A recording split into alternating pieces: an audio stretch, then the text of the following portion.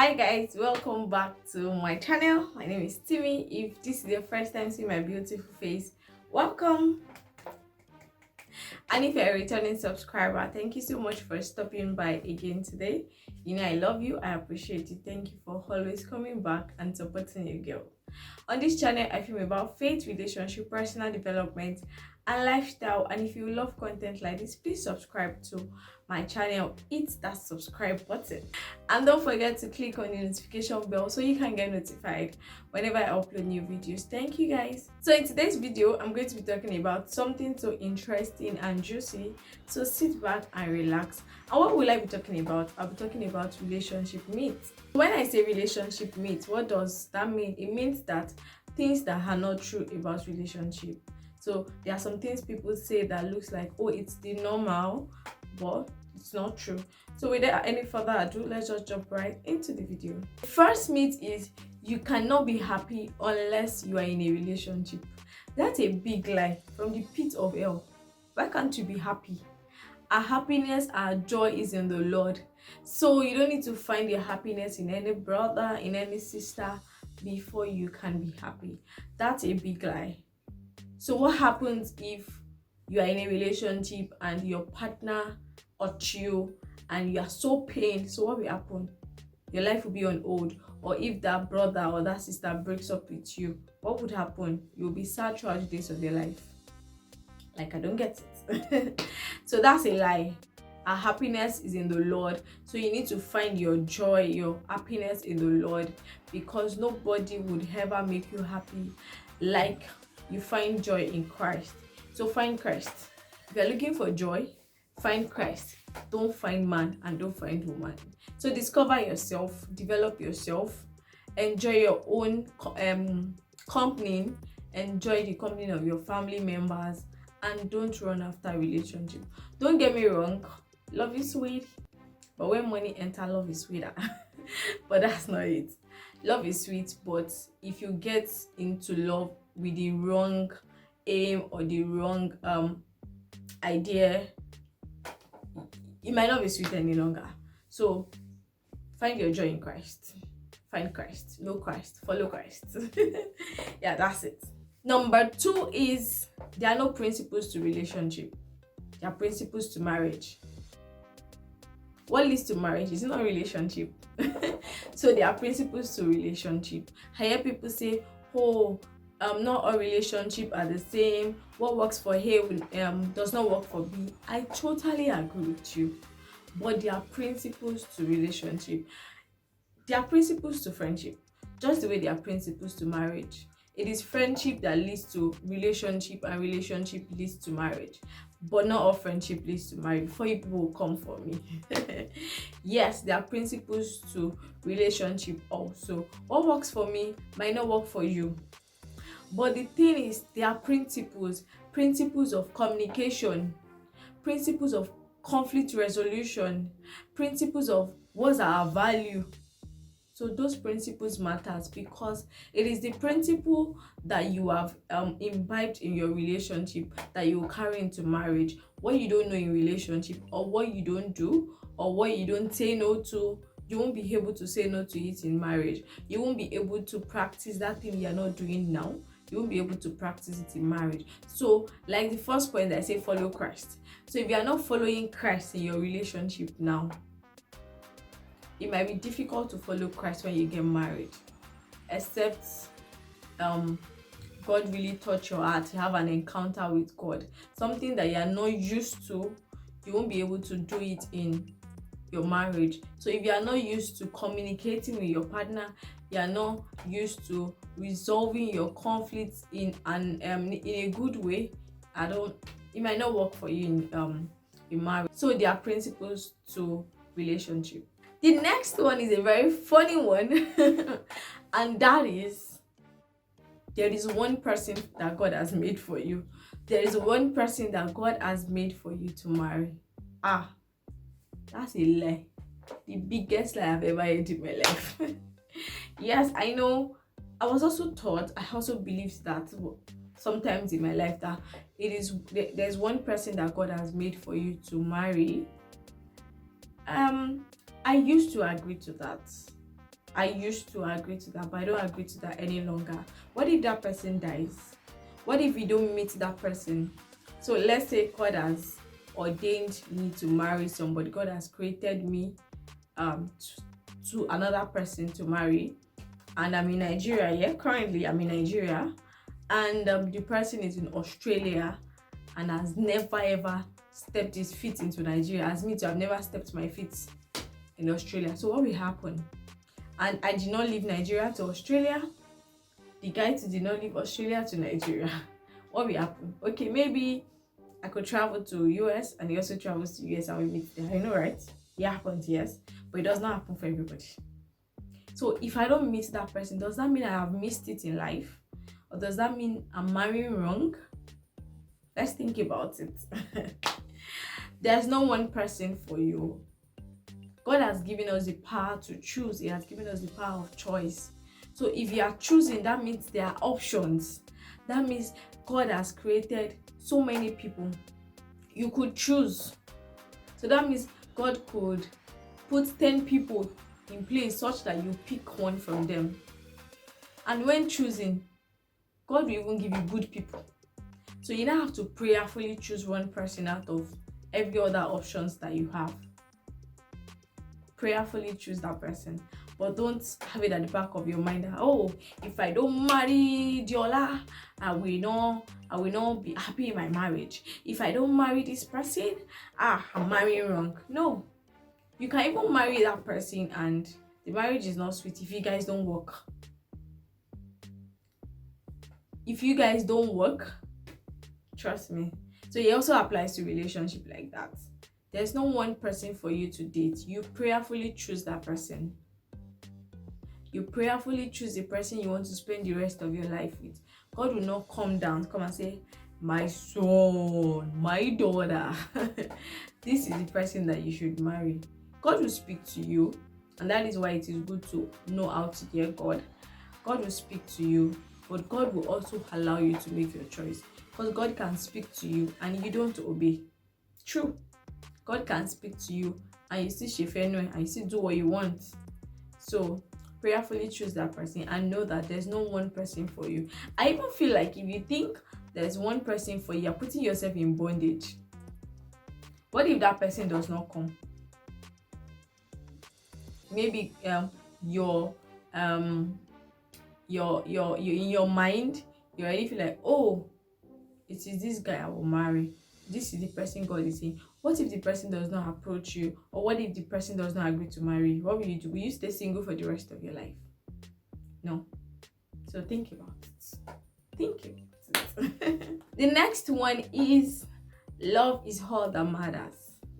Love is all that matters. Love does not matter alone. Yes, love is important. It's important that you love the person, you are attracted to the person, but it is not only love. Love is not all that matters. Values, religion, belief, the past, the future, the goal, the ministry, it matters. It matters. It matters. Everything matters. Not just love. What if you love this person and your values are not aligning? What if you love this person and money is a big problem? You can't trust this person with money, but you still want to go ahead because you love them. Issues will happen in future. Stuffs will come up. Fight here and there. So love is not all that matters. Values matters. What are my values? That I know that, oh, no matter what, I can't change my opinion about this thing. Religion. Do you want to go into a relationship with somebody that is in another religion that you don't believe in? No, there will be conflicts. You believe in investment, but your partner does not believe in investment. Your partner believes in, oh, let's enjoy this money. We have worked for it. Let's flex. Let's enjoy. Thank God it's Friday. What will happen? There will be conflicts. I'm already feeling like Pastor Kisley. I'm Pastor Mildred. Okay, that was just by the way. So like, love is not all that matters. Everything matters. They are past. See, there are some people, They'll say the past is in the past. There are some past that will come into your future to come and speak. There are some past that it will come into your face like this. You'll be wondering, where did this come from? So the past matters. The past, can you handle their past? Is it that their past, you will use it against them in future? If you're in a relationship with someone that is using your past to torture you, to torment you, run, because they will continue like that, and it will keep hurting you. What if that past was not something you want to listen to, or you just want to live in the past, you don't want to talk about it anymore, and someone is rubbing it on your face? That would bring conflict. So everything matters. Can you also handle their past? Can you stand their ex? Can you? Or when you see the ex, you feel like breaking the person's head? So please, everything matters. Love matters. Love is very important. I'll say it again. Love is important. Attraction is important. But that's not the only thing that matters. Every other thing matters. Even their family members. The in-laws. Can you stand in-law that is wicked? Or can you stand in-law that they talk down on you? Everything matters. So you have to weigh everything, so that in future when you get into marriage, there won't be issues, there won't be problems. The next one is, if you don't feel butterflies in your belly, that means you don't love the person. That's a lie. So what happens when you don't feel butterfly again? Does that mean you don't love them again? Just like what I said, the previous point, love is not all that matters. There are times that you don't feel the gish. So does that mean you don't love them again? No. There are times you don't feel that butterfly or the lovey in you anymore. Does that mean you don't love the person again? No. So because you don't feel butterflies in your belly, or the first time you set your eyes on them, oh, I can't sleep because I've not spoken to you, I can't eat, I will eat and sleep, I will sound sleep, I will even dream, I will dream well. Don't mind me. But what I'm trying to say is that even when you don't have that rushing feeling like a wind, fire in you, that does not mean you don't love them. There are people that it takes time to build the love. There are people that 1 month, they are in love. And there's some people that it takes time to build the love. Yes, love is a gradual thing. You can't love your partner 100% in a month. So the love you have for your partner when you started the relationship is not that same kind of love you have for them when you start having kids together. The love will keep growing. So at the beginning, if you don't feel that butterfly just the way your friends are describing, it does not mean you don't love them. And as the love grows, it's not the butterfly you feel in you that make you love them, but the commitment. Love is not only the butterfly. Commitment, communication, agreement, accountability. So it's not the butterfly that is love, but how much you are able to put yourself into that person, how much you are able to commit yourself into that person. So if you don't feel butterfly, don't say you don't love him again, or you don't love her, you want to go and break up. You will keep breaking up with everybody. The next one, which is also the last point, is if you don't do the do, you know the do. If you don't do the do, you don't love each other. If you don't have sex, you don't love each other. That's not true. That's not true. I don't know how to describe it because I'm not yet married. I don't know what doing the do brings into love. Maybe it makes you love the person, I don't know. But in relationship, that does not mean you love the person. If you guys don't involve in, you get it, does not mean you don't love each other.